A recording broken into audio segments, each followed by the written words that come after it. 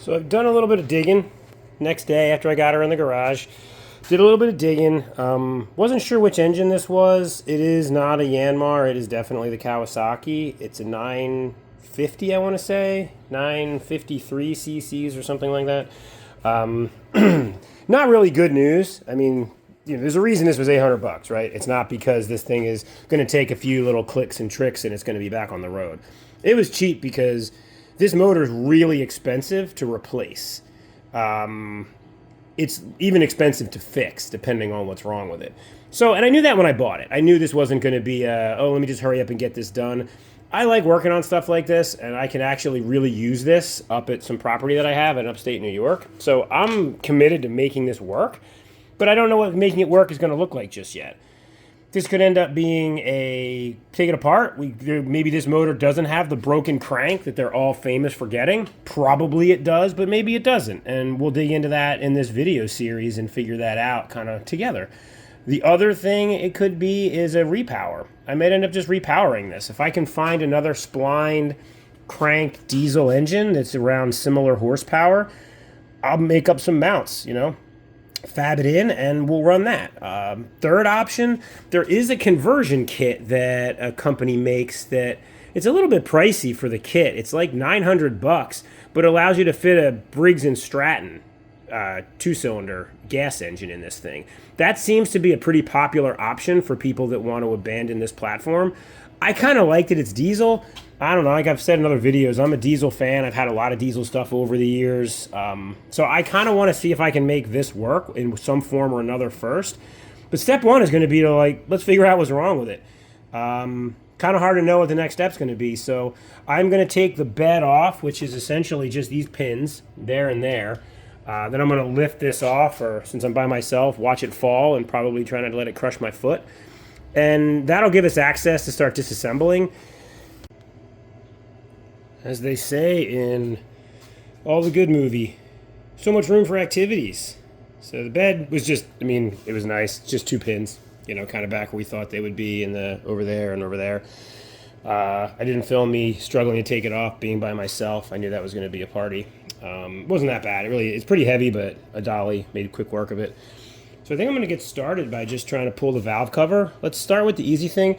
I couldn't even take this off. I can't undo the oil fill. That, if any indication that the mileage or the maintenance was not good, I think that's pretty much all you really need to see to know that it's terrible. So let's start with the valve cover. We'll see where that gets. Is my working view here good? Yeah, you guys can see good. We'll just we'll go step at a time, see what we find. That's kind of why I wanted to get this as a project, just because I thought it would be fun to, on YouTube, go through the whole process. What is it from start to finish? And I know I'm not exactly the only guy on YouTube doing this for obvious reasons, but I tend to watch a lot of these videos. I like them. I always learn something from watching other people, kind of struggle and do the same things that I'm doing. So here we are. So that and these guys ought to be the whole thing for the valve cover. I'm not expecting to see much up here just because the way that the guy described this dying didn't sound like a valve issue. It was running badly, then it was barely running, and then it locked up. That doesn't sound like valve to me. Off chance a valve dropped down in the cylinder, but he would have heard that clanking, I think, pretty good, and he didn't. So that kind of indicates to me that it's not really a valve issue. The fact that all of this stuff is essentially welded on is a little bit disturbing as well. My goodness, this shouldn't be this bad. There's spacers in there. And there's a very well affixed gasket. Okay, so kind of as expected. Nothing looks crazy here. I'm going to pull this valve cover gasket the rest of the way off. I don't think this has ever been off. Wow, that's exceedingly clean. Everything's kind of a bummer when things look really good, but it's junk. Kind of in that boat now where this all looks really good, and I absolutely know this is junk. Yeah, I don't see anything with the valves. Nothing is obviously loose. The valves are pushed down. If we had a broken valve stem or something, one of these would it'd be up higher. I mean, it's off chance one of these guys that's got pressure on it isn't because of the way the motor's rolled, but again, I'm not even going to try to mess around with that being an option because I just think it's a waste of time. I think we're going to want to try to drain coolant at some point here. I don't know where the coolant drain is. The radiator's up front, and that's a low spot, so maybe I will try to drain it from up there. In the meantime, we got some covers here. Oh, I'll bet this sounded great while it was running. Golly. That's terrible. I wonder why that's so... That's the whole thing that's loose, too. Seems to just be on a flimsy bracket over there. I don't know what was supposed to hold it on this side. Even if I undo that, I see no way of extricating that fan with this pipe in the way. This pipe does look like it can come off. There's a plate here. I don't know how that plate comes off.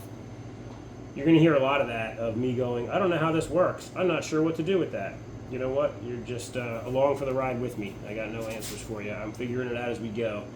We got intake charge piping over here. We obviously have coolant, thermostat, temp sensor, bleeder, because this is the high spot. So it's definitely going to be the case of coolant jumping out on the lower spot, hopefully on the radiator. Yeah, let's just see. I mean, all right. So, oops, kick the thing. Let's pull the front of this off and see what there is to see. This is where the radiator is. I'm assuming, guys. I mean, we're all in this together. I don't really know, but it sure looks like a radiator cover, and all the pipes come up front. So this also looks like it's been bashed a million times. A lot of extra washers, a lot of extra damage. I don't know why those face one way versus another. Maybe there's a fan in there? I don't know. Let's find out by taking it off. What just fell out? Oh, look. A piece of it looks like a spacer. Just fell off. Okay. Oh, that's a pretty sweet mouse nest in there. Or a bee's nest. Oh, that spacer comes out too. Alright, alright. They've been glued several times. The glue's never stuck. So, okie doke. I will go put these in the parts bucket. And here's our radiator. It's got a nice little screen on it that appears to be off its clips and screwed in down here. What I'm not seeing readily on it, though, is any sort of drain assemblage, which is what I was kind of hoping to find. Something on the bottom of the radiator here that would let the coolant out nice. Does not appear to have that. So we will go back around the front and see what we got, or the back, I should say, where the motor is. So just walking around, I see some kind of drain. I don't think it's the one we want, but we're going to use it for at least now. It looks like we got a petcock here and a cut off stump here. I don't know what this used to be hooked to, but it's going to become our drain. I don't know what's going to come out of it. I mean, it's not much lower. Yeah, it's not much lower than most of this stuff, but it is lower than this. So I think it'll at least drain down enough of this that we can get a handle on what the next step might be. All right, rather than overcomplicate things, we are going a different way. I'm just going to pull this hose off and get what I get into this catch pan here. All right. So, kind of as I thought, not too much. It is a very tippy top of the engine, so I'm just going to pull this. I'm going to pull this around and down. I don't know if you guys are going to be able to watch this or not. I got too much stuff in my hands to move the camera at the moment, but I'm going to lower this to drain this down a bit. I think there's going to be this air hose and these wires. This is glow plug wiring here, so that'll be fairly obvious to put back together. I mean, this guy here is the temp sensor. He only goes in one spot, so he should be pretty easy to put back on. And it'll just get these wires out of our way for us. I'm going to now, I'm going to pull this air hose after I extricate ourselves from these old zipper ties. We're holding the wiring harness on. Check, check.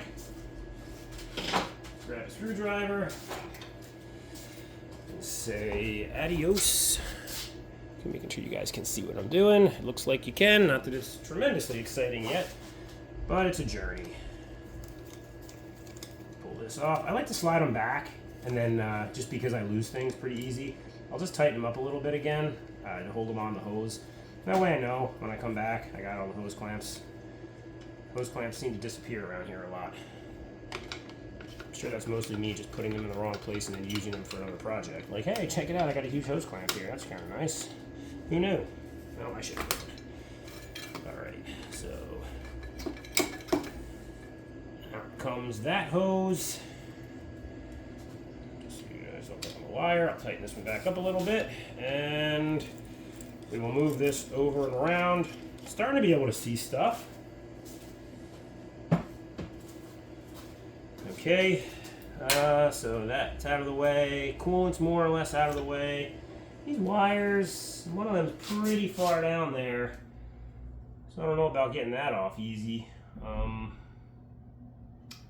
Yeah, we're starting to get to the point where I'm like, maybe it does make sense to pull the whole engine, but I don't think we need to. I don't think we need to. We're gonna stay the course. We're gonna keep taking it apart here. I'm just looking at like the injection lines, for example. They're all the way down there, going in this way to the front of the injection pump. I don't have a prayer of being able to take those off from out here. It would be very difficult. Short of pulling the intake manifold off, which that's a gasket I don't need to break. I don't need to break loose. So can't pull the head without pulling the injector lines, can't pull the injector lines without pulling this cover and this back cover, which would require removing the gear for the trans. So as you can see, it sort of starts to spiral. I mean, I'm gonna have to do all of this at some point anyway, just so that I can do the engine work. So after consulting the manual, the best way to proceed, whether pulling engine or not, is to get the rest of the final drive out of the way. So the guy that I got it from had already taken the clutch off. The driven gear is still attached. So step one, pull the wheel. Step two, pull the shock. So we're gonna do that. Don't yell about the chrome non-impact socket here. It's the best I could do. It's a really weird hole in here. Yeah, I don't know if you guys can see it, but it's a really small hole that doesn't take an impact socket. So I'm gonna go with what I got and hope it's not crazy tight. And then it'll just come out like that. All right, that's a different size. So is that. That's pretty cool. All right, so we've got different size lug nuts. Yeah. Yep, those are actually rounded on the top a little bit. All right, well, that's going to make this a little more interesting to see. Yep, no, there was one metric one. Hold on one second. All right, it's a Slimline 17.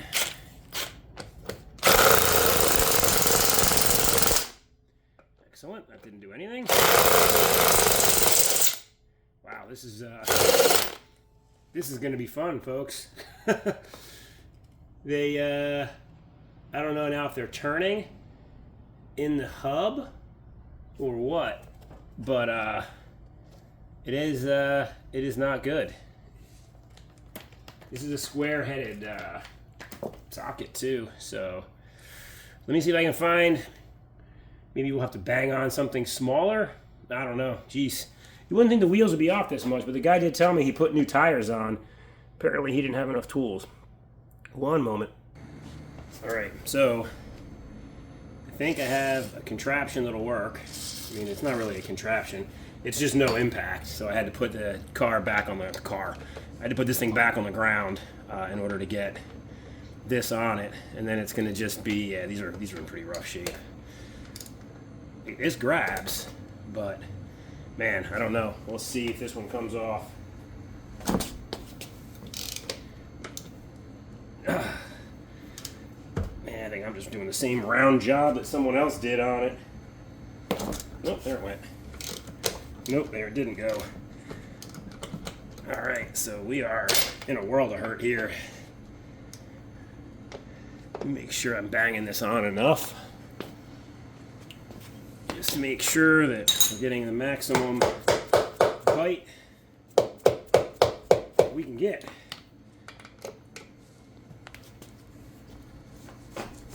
Oh, golly. Well, I think it's turning. everything on this mule is going to be like this. Woo-wee! You can see why people tend to scrap them.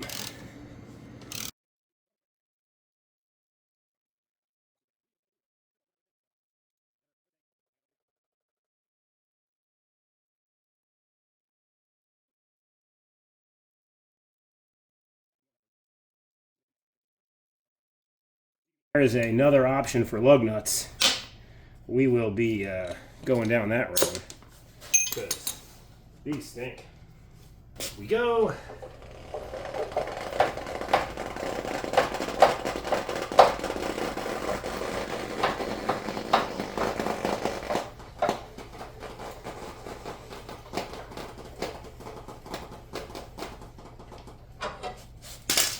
Okay, jack stand over here.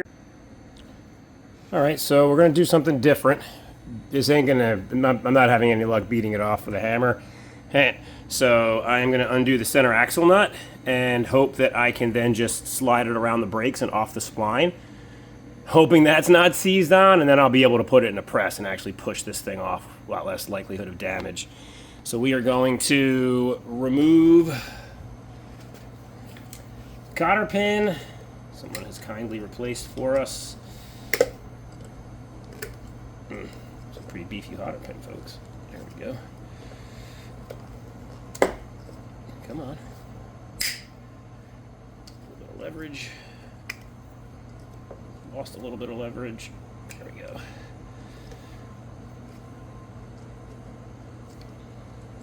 Always try to save these. I know people are like, change it every time, always replace the cotter pin. I don't know. I mean, you can tell when metal is fatigued enough. I know you can't use them indefinitely. Like, perfect example. This has already been used once, and I could feel that it was fatigued. So this one can't be reused. Made my point for me. Had that bent up all nice, I'd have put this baby right back in. But yeah, did not come out nice. So out she goes. Let's see if we can finagle this out now. Go in here.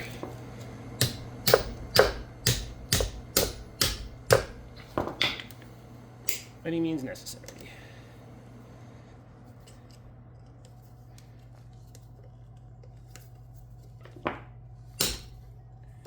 World's biggest hammer for the tiny little job. All good. That ain't gonna fit. This we're hoping I can use the impact on. Hoping I can use the big boy sockets. That's gonna be way bigger than that. Let's see. Nope. I think we're gonna have to go to the real big boy sockets. Fortunately, I have.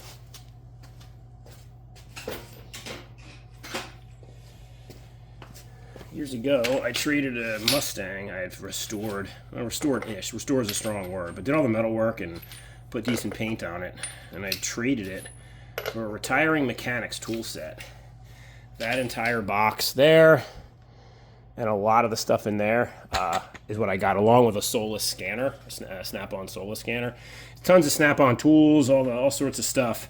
Really kick-started the old tool collection back in the day for me.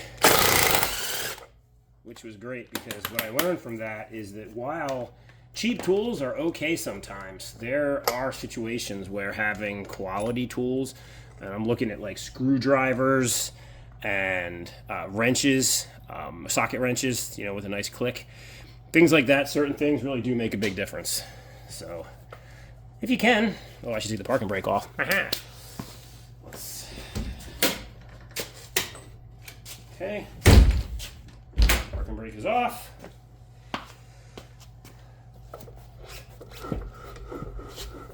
There she goes. Now we're going to be on brakes. But I'll tell you, looking at this road or this drum from behind it, this is a good idea anyway, folks. This drum is not looking too amazing. There's the big old washer that we were waiting for, and then off she goes. Okay, so I don't know if you guys can see. This is not okay down here. The drum itself is okay. This looks clearanced. Not too sure why these look clearanced, but maybe somebody had the wrong pads in at some point. The weather seal here is still good. So we are going to leave that over there to sit around and think about how it should have just let me take the wheel off in the first place. And now look at all this room for activities. Same joke, still using it.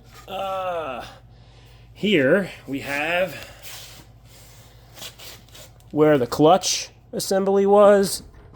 My word. Okay, so we got a broken crank, guys. I don't even need to... This is the crankshaft. It ain't supposed to wiggle like that. I don't know if you can see it, but the entire flywheel is vibrating around on that. So if we needed any further indicators that the crank is broken in this, I think that pretty much tears it for us. Yeah, there's no way. We are cooked. So it doesn't change what we're going to do. We're going to pull this shock, get this off. It's just, from what I could read, this center bolt here. So we'll get that off, we'll get this cover off, and then we're going to be into pulling the motor. You know, I would say, like, let's have this really cool, interesting discovery where we take everything apart and look, but I'm pretty sure what I'm going to do is pull the motor, flip it over, and we'll check out the carnage that created this monstrosity here. It does turn. I mean, the guy was like, it doesn't turn, but it's the front piece of the crank turning is what I'm going to say. Oh yeah, listen to that, folks. And I've heard that it breaks right in the inboard of the end bearing. So yeah, let's pull the shock. Let's keep the party going. It looks like more basic tools is all we need for this. Yeah. All right, I'm gonna pause it and go in the house and see if I can find something bigger than this. Alrighty, so what I did is I just cut it. I got the muffler cutter out and just had at it. You know, no sense in struggling with something like that. It's destroyed. All I was doing was bending the mounts, and I already think I have some fatigue on this mount over here that's going to need to be addressed. I don't think that was me either. Better an average shot. That was the last person who tried to do this, which is why the nut was off. So now I am just going to try to pry it out where I cut that off over there. Hopefully there's enough oomph behind that. I don't know where the best place to put you guys is for this. Doesn't appear to be there, so you can't see anything. Over here, backside maybe. Yeah, I can't see anything that way either. All right, well, we'll keep you over here. As it was working before.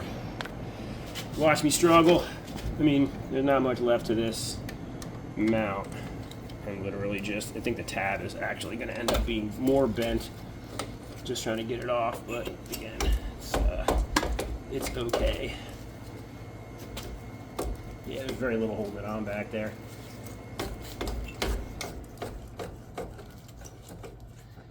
Just the hair that I couldn't get at when I cut it. Can actually see the part that I wasn't able to cut.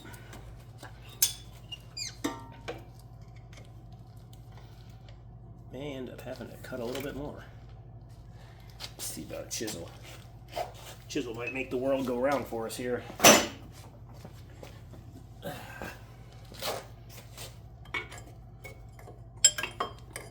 access in here stinks. Chisel.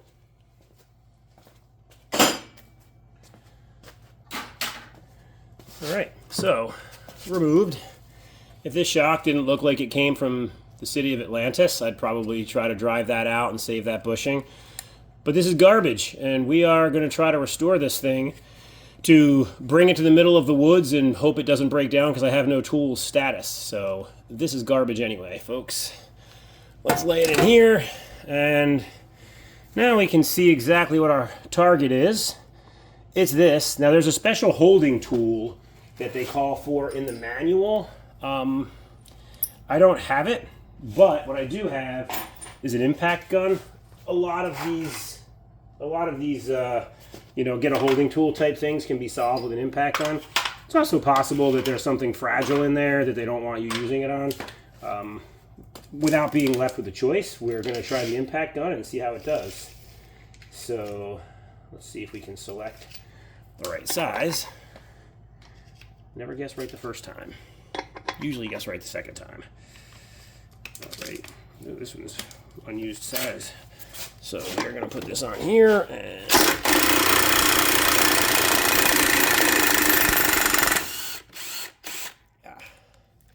that looks like a whole lot of red Loctite to me, and will probably mean that's what's going to go back in when I get to that point. Oh yeah, she just wants to come right out. I think it's this belt that's holding us up. We can get the belt off of it. And then we're in the front of the cover here. It did say in the manual something about if you can't get it, pry the cover back. I don't love when a manual tells me to pry on stuff, but fortunately, the guy I got this from had the factory shop manual, which is pretty cool. Yeah, I don't see how prying on something round is going to really solve my problem here, to be honest with you guys.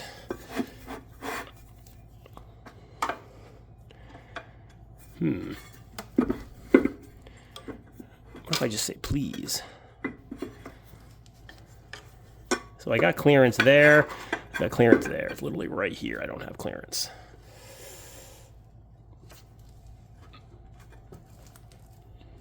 But as I attempt to get clearance, I bend it in such a way that I can't.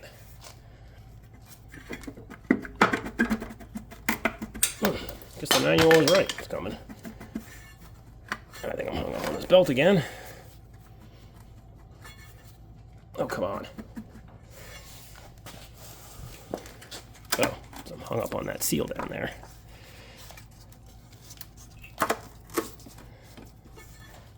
Maybe I'm not hung up on the seal. Does it require more prying?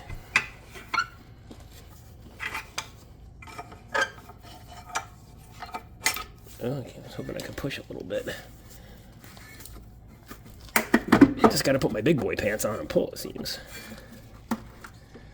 That's tearing down there. We want to pull this off. We don't want to tear it. Problems for later, everybody.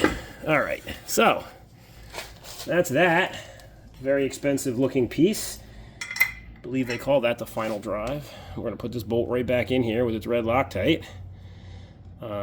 You know, when we are at the stage of attempting to repower this, right in here is where all the magic's going to happen, because we got to get something that's going to go from that thing over to that thing.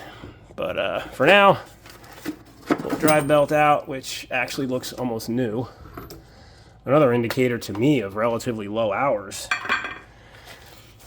What I did from my internet Googlings, what I've been able to determine is that this engine was defective from the factory. This was a known issue that they had, and you could get them fixed under warranty. If it happened back then, this one appears to have escaped that. I'm just uncoiling what looks like a string that got caught around this. This one appears to have escaped getting fixed under warranty, and I'm reasonably sure if I show up at Kawasaki and demand a crankshaft, I think they're going to have a chuckle at my expense. So we are left to our own devices in here to come up with a solution. That Kawasaki's solution was to give you a different engine, which, you know, is ultimately going to be our solution too. This outer cover off first, or mid cover, that's got the same little bolts in here. We'll just zip that off because I think I can get to everything. And all right, let me get some tools. I'll be right back. All right, I went ahead and got a socket. Went ahead and got a whole lot of wobblers and wigglers so that I can get in here on all the different places where access is not straight. We are going to pull this mid cover.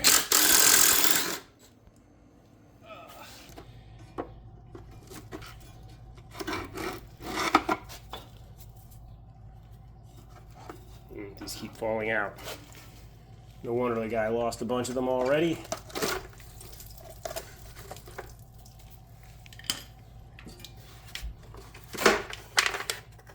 There goes a bunch more of them. water you see in here is just, don't know what that is, but the water you see in here is just when I pressure washed it yesterday.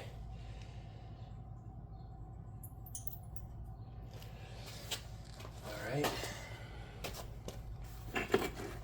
So in theory it's loose. Oh, you know what I didn't take off that it said I had to? Was the exhaust. Mostly because I didn't want to. But looking at it, I'm not seeing a whole lot of way to get this out. It's not that way. Whoop. So I guess we're going to have to pull the exhaust. Despite my objections, this actually doesn't need to be like this. This is in here because he was attempting to not lose it. And I think also attempting to determine whether or not his machine was actual garbage with a broken crank, which it is. Okay, we can take this, and it's my giant stack of washers out. From my researches, you guys can see this is splined. It's actually not ideal. Apparently the conversion kit, if you want to put a different engine in this, works on everything but the spline shaft. I guess everything's tapered fit not long after they made this, so that's going to mean, and they said they can still do it, it does mean extra money, like everything else in the world. When things don't go your way, it probably just costs more to make them go your way, and that would be the case in this one. It's going to end up costing me more to make things go my way. Can I get this out of here now without breaking it? That's the trick, is the breaking it part. It does go low. I can clear this little bugger here. Okay, so back at it. I just pulled the exhaust pipe loose. It was just bolts. I think I said I was going to soak them. I soaked them. It's like 4 hours later. This thing kind of just rolled right off. Just pulled one stud out. The rest of the nuts came out. Undid it from the exhaust end. So yeah, I don't think we're going to need that pipe anymore. You know, with the broken crank and the lack of availability for parts for this, the most likely scenario at this point in the project is going to be this motor is going to become a parts motor. 800 hours on the dash. I mean, we'll see what the inside of the cylinders looks like. If it really looks legit like that, I think I can get at least $300 or $400 just for that head, which will help pay for the rest of the project. Will help pay for the rest of the project, which is probably going to end up being a Vanguard repower. But we'll see. We're going to keep plugging away and see what we find. I think the post-mortem on this motor is going to be neat, kind of pulling it apart and seeing what went wrong. So now that is off. I'd like to think I'll be able to extricate this thing. Let me take this bolt out that I said I was putting in there to see. We will definitely still need that bolt. There we go. Just call it the gasket. On some bolts, add the gasket. Man, a lot of gaskets. All right, so there's that. We've removed that piece.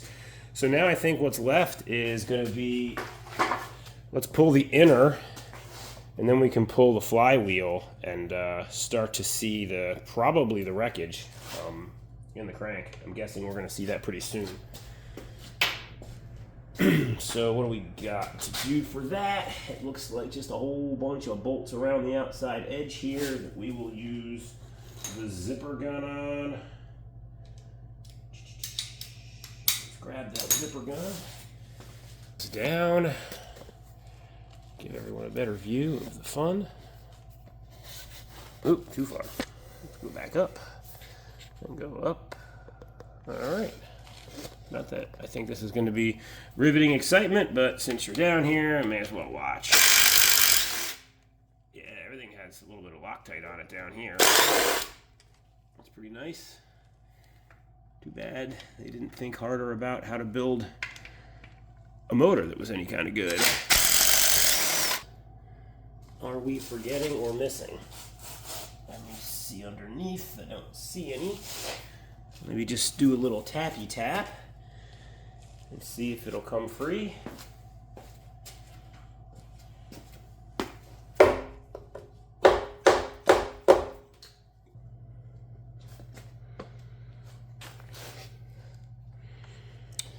I'm going to take off the air snorkel just to give me a part to kind of whack on a little bit with slightly more comfortable feeling that I won't wreck something. There's definitely no more bolts or anything over here that I can see. So I am going to move on to the hit it with a hammer phase. Let's see if we get any movement that way. We're going to be careful about hitting it with a hammer. But we are in fact still going to hit it with a hammer. Alright, water tube. Alright,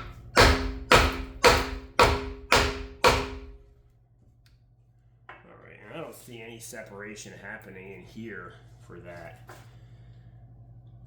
which is troubling. I don't feel like this should be this hard to get off. There is an oil seal here, but I don't think... Yeah, this turns nicely in that oil seal. There's probably someone out there who's done this before. Who's going, hey idiot, you're missing a bolt. Stop what you're doing. But I don't know. I don't see that yet. Let's pull this muffler real quick, just so that we can start to get a handle on. You know, we gotta disassemble that stuff anyway, so we may as well not have it in the way for this. And I think it's already loose. Okay, so the internet was pretty clear. It is tough to get off. So I think I'm gonna try a little more prime, a little more confidence. You know, I don't want to be in here ramrodding this thing and have it break and then have the whole internet laughing at me. But the last couple whacks moved it a little. I do think it's loose. Yeah, see, now it's moving.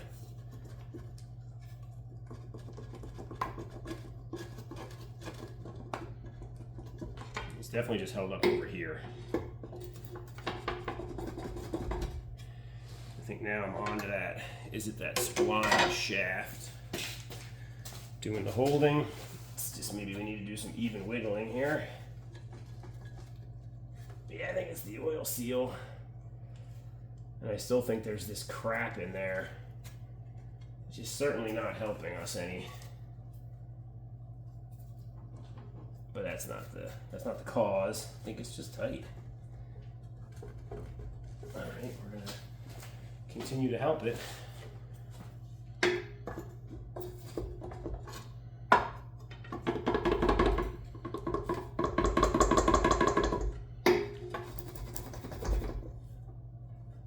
Literally, as soon as I hit pause, it popped off. So we got another seal here, doing the hold-ups. Seems to be a recurrent theme, but this is an important area, so I imagine it's important that it doesn't have bad things happen. Now, this shaft here, I'm thinking I can move this up out of the way. I don't see any way this comes off. Yeah, like, how you're supposed to remove this, I have no idea. With it in the car, or with it in the frame, because this shaft down here, I don't know if you guys can see it, it's really long, and the back of this has got a pretty good shaft to it, or depth to it too.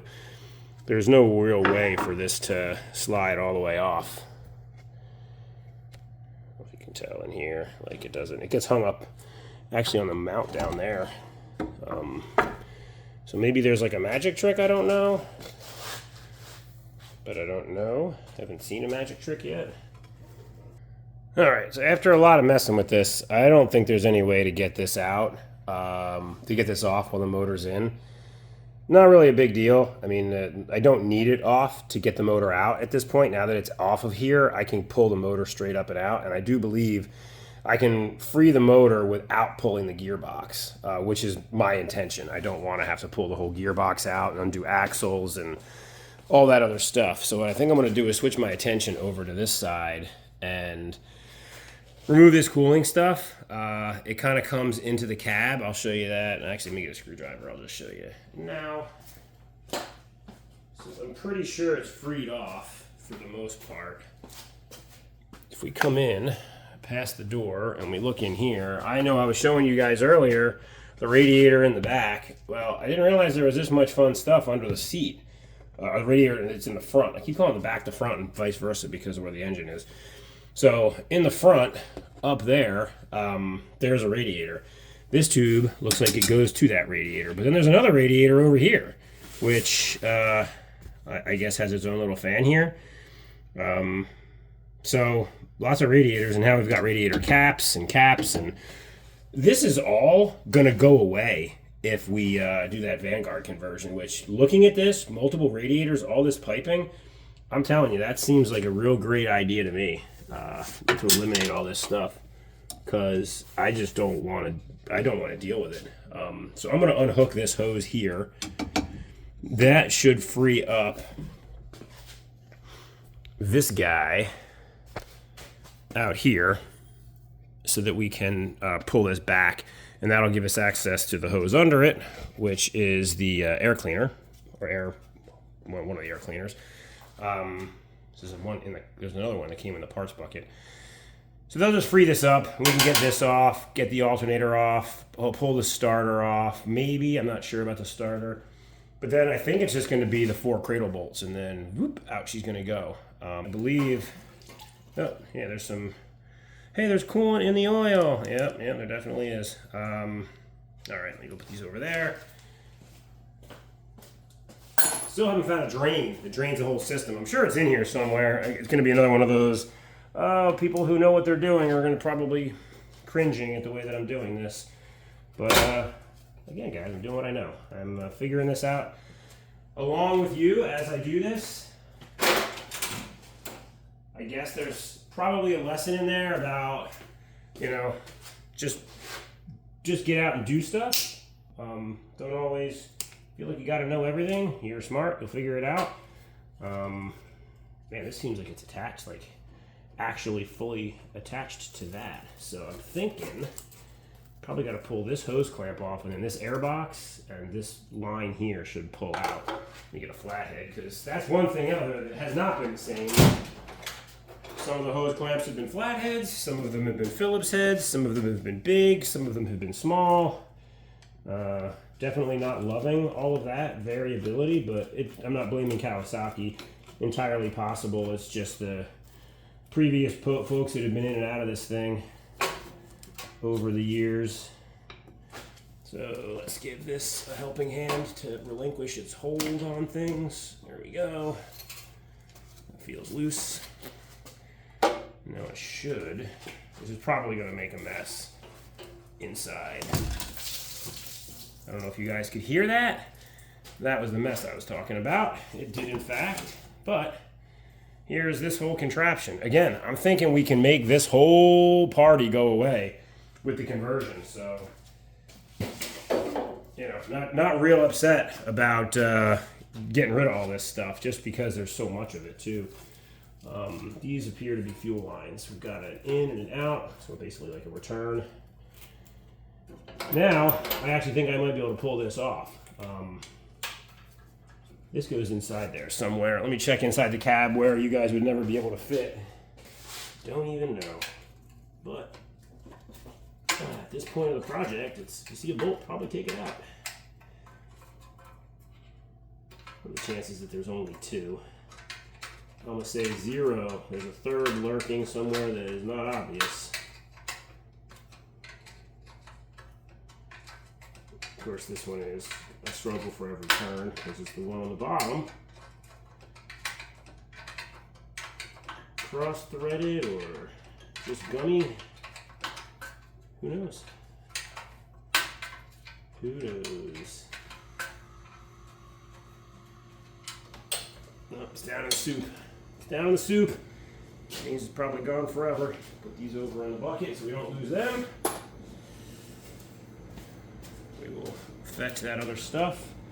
First, let's find out where this mystery other bolt is. Hey, found it.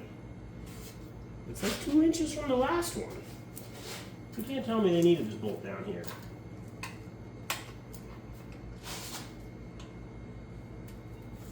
This has to be like a stupid tax bolt. Like you're doing this backwards if you think you're taking that off at this point. And there's another one that wants to fight me for every turn. which is pretty cool. That's all right, because we're going to get it. And then we're going to get a look at this pesky fan. You know what else I'm sitting here wondering right now? I'm sitting here wondering, what charges the battery on the Vanguard setup when you convert these? I mean, this has like a big kit alternator on it. I would imagine those Vanguard motors have to have probably something internal on them. Kind of like the Coolant motors that you see on like lawn tractors or small lawn tractors. You can see that, I guess. I don't know. Food for thought. Certainly wouldn't be all that useful if you had to put a battery charger on it every time you wanted to go somewhere or do something with it. So, feeling pretty good that that's not the answer. But I really just want this bolt to come out. Of course, it's 3 inches longer than the other ones were, considering its location. That's fun. All right. So now we ask ourselves, okay. So yeah, it doesn't come off. The fan is completely holding it on. Geez, guys, I'm struggling here. Why is this so complex to undo something so simple? I guess we'll pull, in the spirit of pulling all the random things, let's pull all this other stuff out of the way so that we can, I don't know, make a bigger mess with wiring. I'll pull this shifter. I hope you guys can see. I'm over here talking. I'm working. I'm going to pull this assembly off. It's like those are the shifters.